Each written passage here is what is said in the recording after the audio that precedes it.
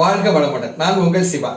இன்னைக்கு உணவும் உலகமும் நிகழ்ச்சியில சுவையான கம்பங்கூழ் எப்படி செய்யலாம் அப்படிங்கிறத பார்க்க போறோம். இந்த கம்பு உடலுக்கு ரொம்ப ரொம்ப குளிர்ச்சியை தரக்கூடியது. கோடை காலத்துல ரொம்ப ரொம்ப முக்கியமான ஒரு உணவு. அது மட்டும் இல்லாம இந்த கம்புல இரும்பு சத்து, நார் சத்து, விட்டமின் ஏ போன்ற முக்கியமான சத்துக்கள் இருக்குது. இது உடல் ஆரோக்கியத்துக்கு ரொம்ப ரொம்ப நல்லதுங்க. கெட்ட கொழுப்பை அகற்றக்கூடிய தன்மை இந்த கம்புக்கு உண்டு. சர்க்கரை வியாதி இருக்கவங்க இந்த கம்பு போன்ற சிறுதானியங்களை உணவுல சேர்த்துக்கிட்டா ரொம்ப ரொம்ப நன்மை தரும். வாங்க இன்னைக்கு சுவையான கம்பங்கூழ் எப்படி செய்யலாம் என்பதை பார்க்கலாம். சுவையான கம்பங்கூழ் தயாரிக்க போறோங்க. அதுக்கு ஒரு 2 கப் அளவுக்கு நான் கம்பு எடுத்து ஒரு பவுல்ல வச்சிருக்கிறேன். இப்போ இதை என்ன பண்ணணும்னு சொன்னா, இந்த பச்சை மணம் போகக்கூடிய அளவுக்கு வறுக்கணுங்க. ஒரு 5 நிமிஷம் வறுத்தாலே போதும், அந்த பச்சை மணம் போயிடும். பாருங்க, சட்டி சூடாயிடுச்சு. சட்டி சூடானோன்னா தீய சிம்மில் வைக்கணுங்க. இப்போ நான் அந்த 2 கப் அளவுக்கு நம்ம எடுத்தோம் இல்லையா, அந்த கம்பை இந்த சட்டியில் போட்டு நான் மெதுவாக தீய சிம்மில் தான் வச்சிருக்கிறேன். ஒரு 5 நிமிஷம் இந்த மாதிரி நம்ம வறுத்து எடுக்கணுங்க, பச்சை மணம் போகக்கூடிய அளவுக்கு. பாருங்க, அந்த பச்சை மணம் போய் அந்த நம்ம வறுக்கக்கூடிய ஒரு மனம் வரும். உங்களுக்கு தெரியும், அது கொஞ்சம் வித்தியாசமான அந்த மனம் இருக்கும். இந்த லெவல்ல நம்ம வறுத்து எடுத்தாலே போதுங்க. பாருங்க, இப்போ இதை நான் ஒரு மிக்சி ஜார்ல போட்டு லேசாக ஒரு அடி அடிச்சா போதும். இந்த கம்பு உடம்புக்கு ரொம்ப ரொம்ப நல்ல குளிர்ச்சியை கொடுக்குங்க. இப்போ சம்மர் டைம்ல இந்த நம்ம கம்பங்கூழ்லாம் சாப்பிட்றது உடம்புக்கு ரொம்ப ரொம்ப நல்லது. பாருங்க, மிக்சியில ஜஸ்ட் அப்படி பாருங்க. இப்போ இதில் நம்ம கம்பை இந்த பாத்திரத்தில் கொட்டியிருக்கிறோம். பாருங்க, நம்ம 2 கப்பு கம்பு எடுத்ததுக்கு 4 கப்பு தண்ணி விட்டுருக்கோங்க. 4 கப்பு தண்ணி விட்டு இப்போ இதை நல்லா அடுப்பில் வச்சு கொதிக்க வைக்கணும். ஆனால் முக்கியமான கண்டிஷன், நல்ல சூடான உடனே தீய சிம்மில் வச்சிருந்தாங்க, கலக்கிக்கிட்டே இருக்கணும், இல்லைன்னா அடி பிடிச்சிரும். அதில் ரொம்ப ரொம்ப கவனமாக இருக்கணுங்க. பாருங்க, இப்போ நம்ம அடுப்பில் வச்சிருக்கிறோம். தீயை ஃபர்ஸ்ட் கொஞ்ச நேரம் நல்லா ஃபுல்லாக எரிய விட்டுக்கலாம். கொஞ்சம் சூடான ஆரம்பிச்சோன்னா அப்புறம் தீய சிம்மில் வச்சிடணும். இப்போ நல்லா கொதிச்சு வந்துட்டே இருக்குது. இப்போ கொஞ்சம் உப்பு போட்டுப்போம். நம்ம கொஞ்சம் உப்பு போட்டுட்டு கொதிச்ச பிறகு தீயை ரொம்ப ரொம்ப சிம்மில் வச்சுட்டு இப்படி கொஞ்சம் அப்படி அப்பப்போ ஒரு 30 செகண்டுக்கு ஒருக்க இப்படி கொஞ்சம் கிண்டி விட்டுக்கணுங்க. ஏன்னா அடி பிடிச்சிடக்கூடாது, அது ரொம்ப ரொம்ப முக்கியம். அழகா வெந்து பக்குவத்துக்கு வந்துடுச்சிங்க. இப்போ நம்ம இதை ஸ்டவ்வை ஆஃப் பண்ணிட்டு நம்ம அது சாப்பிட்றதுக்கு ரெடி பண்ணிக்கலாம். பாருங்க, இப்போ கம்பங்கஞ்சி நல்லா ஆறி வந்திருக்கு, சூடு குறைவாயிடுச்சு. இப்போ இந்த நேரத்தில் நம்ம 1 கப் அளவுக்கு தயிரை உள்ள விடுவாங்க.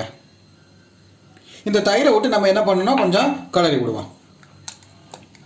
நல்லா எல்லா இடத்துலையும் இந்த தயிர் மிக்ஸ் ஆகிற மாதிரி நம்ம கிளறி விடணுங்க.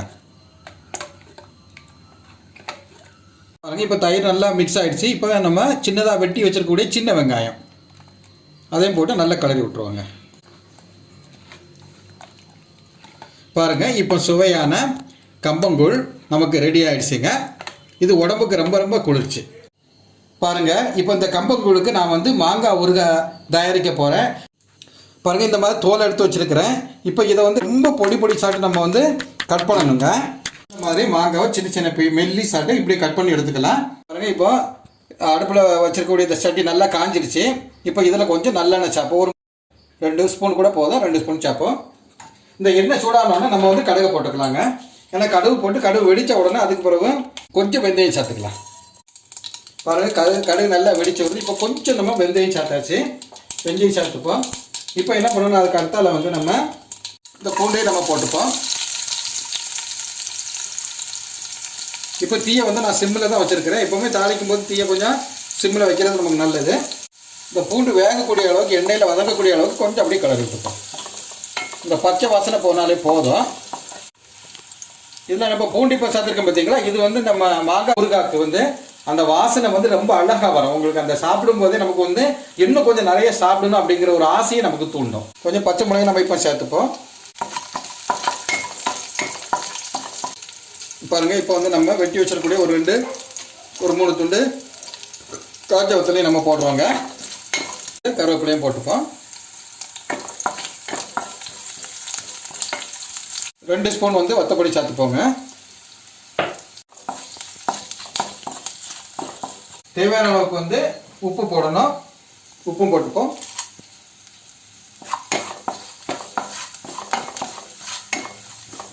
பாருங்க, இப்போ நம்ம வெட்டி வச்சிருக்கக்கூடிய மாங்காய் இதில் உடனே சேர்த்துடணும். ஏன்னா ரொம்ப நேரம் நம்ம மசாலாவை எண்ணெயில் வதக்கிட்டோம்னா கருப்பு கலர் ஆயிரும். உடனே வந்து நம்ம மற்றபடி சேர்த்த உடனே மாங்காய் போட்டு கலர ஆரம்பிச்சிடணுங்க. இப்போ இந்த இதில் கிளறி இந்த ஆவிலே வேகணும். ஏன்னா நீங்கள் வந்து மாங்காயில் உள்ள தண்ணி எப்படி இறங்கணும்னா அந்த தண்ணியிலே வந்து மாங்காய் அழகாக வெந்துடுங்க. சிம்மில் வச்சு அப்படி மூடி வச்சிட்டோம்னா அதாட்டு அழகாக வெந்து வந்துடுவாங்க. கொஞ்சம் எண்ணெய் எக்ஸ்ட்ரா சேர்த்துப்போங்க, அப்போ தான் வதங்கி வரும்.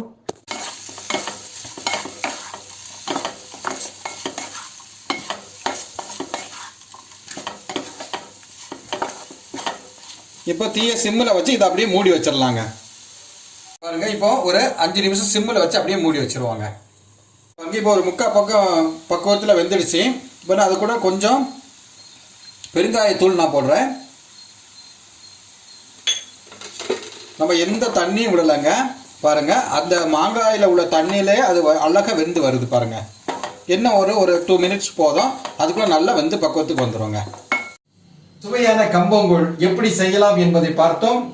இந்த கம்பங்கூழ் உங்களுக்கு பிடித்திருக்கும் என்று நான் நம்புகிறேன். எங்களுடைய சேனலை சப்ஸ்கிரைப் செய்து லைக்ஸ் கொடுங்கள். நாங்கள் போடக்கூடிய ஒவ்வொரு வீடியோவும் உங்களை வந்து சேரும். நன்றி.